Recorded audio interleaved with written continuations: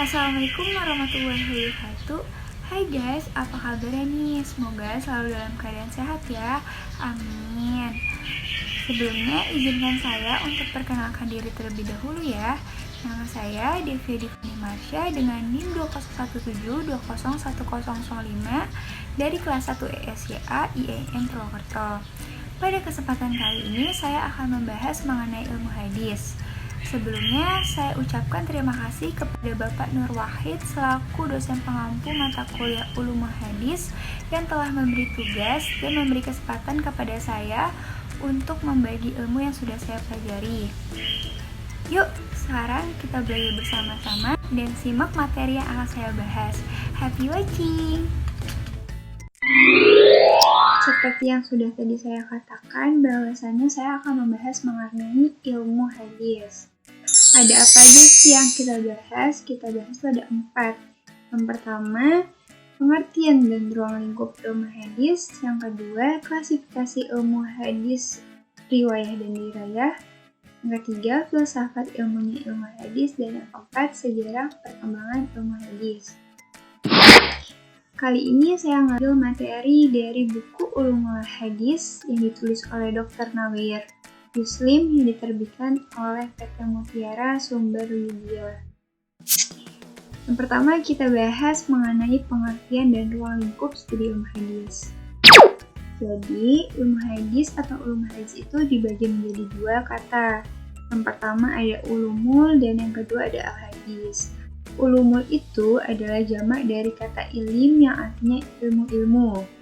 Sedangkan kalau al-hadis ini tuh di kalangan ulama berarti segala sesuatu yang disandarkan kepada Nabi SAW dari perkataan, perbuatan, takrir, atau sifat.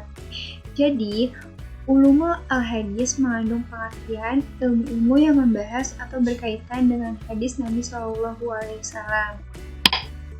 Lalu, ruang lingkup studi ilmu hadis. Pada mulanya, ilmu hadis memang merupakan beberapa ilmu yang masing-masing berdiri sendiri, yang berbicara tentang hadis Nabi SAW dan para perawinya, seperti ilmu al-hadis al-sahih, ilmu al-mursal, ilmu al-asma wa al-kunah, dan lain-lain. Lalu, penulisan ilmu hadis secara parsial dilakukan pada abad ke-3 Hijriah oleh para ulama. Salah satunya Yahya ibn Sa'ad yang menulis Al-Tabaqat. Ilmu-ilmu yang terpisah dan bersifat parsial tersebut disebut dengan ulumul hadis karena masing-masing membicarakan hadis dan para perawinya. Akan tetapi pada masa berikutnya ilmu-ilmu yang terpisah itu digabungkan dan dijadikan satu disiplin ilmu yang berdiri sendiri. Terhadap ilmu yang digabungkan dan dijadikan satu kesatuan tersebut, tetap dipergunakan nama ulumul hadis, bagaimana halnya sebelum disatukan.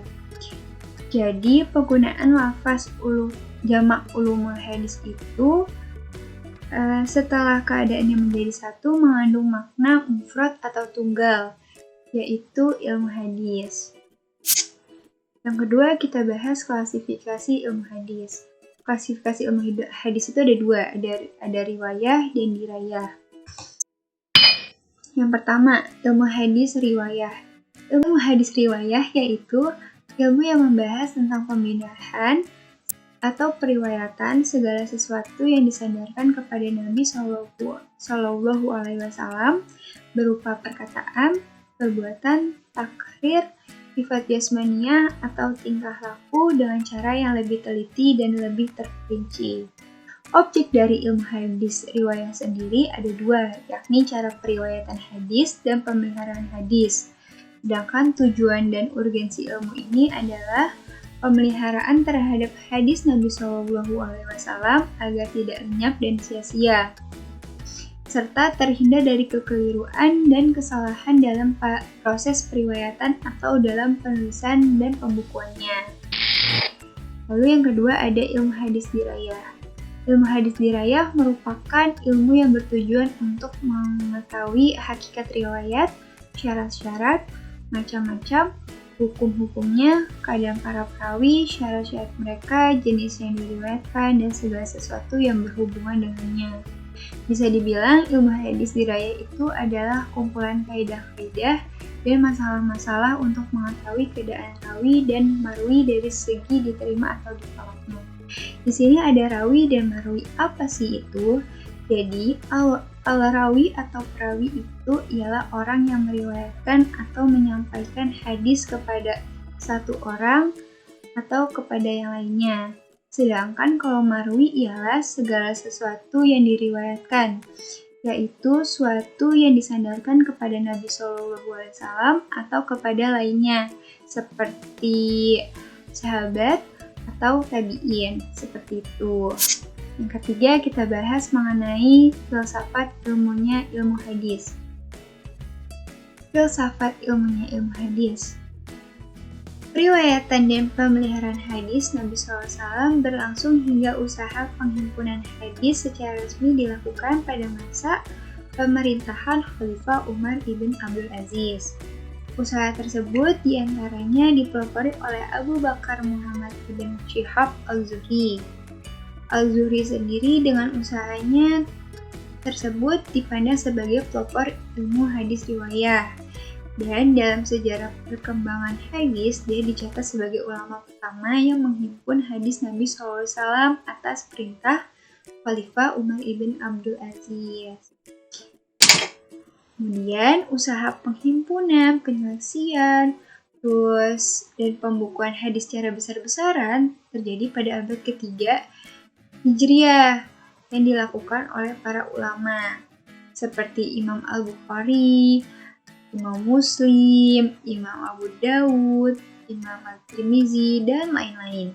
Dengan telah dibukanya hadis-hadis Nabi SAW oleh para ulama yang datang kemudian. Maka dengan sendirinya ilmu hadis riwayah tidak banyak berkembang. Berbeda halnya dengan ilmu hadis diraya. Pembicaraan dan perkembangannya tetap berjalan sejalan dengan perkembangan dan lahirnya berbagai cabang dalam ilmu hadis.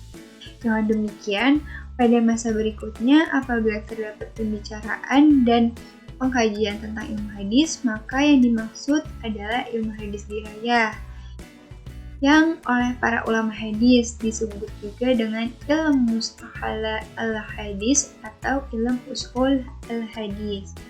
Seperti itu.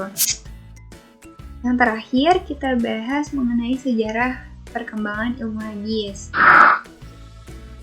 Lalu dalam sejarah dan perkembangan ilmu hadis itu udah berlangsung dari sejak dimulainya periwayatan hadis di dalam Islam.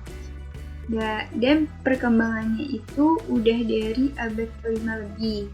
Dan di tiap abad itu memiliki sejarahnya masing-masing.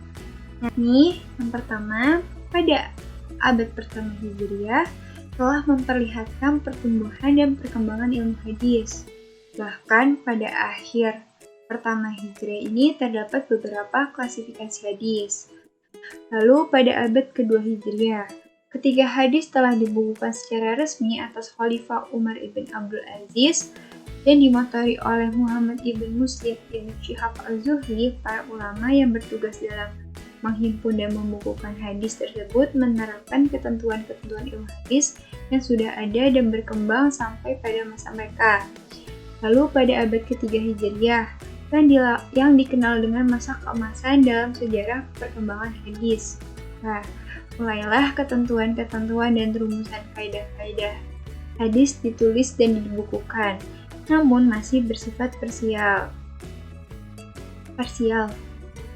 Pada abad keempat dan kelima Hijriah, mulailah ditulis secara khusus kitab-kitab yang membahas tentang ilmu hadis yang bersifat komprehensif, seperti kitab Al-Muhandis Al-Fasil Bayan Al-Rawi wa Al-Wa'i oleh Al-Qadi Abu Muhammad Al-Hasan ibn Abdurrahman ibn Khalid Al-Tumuharramuzi.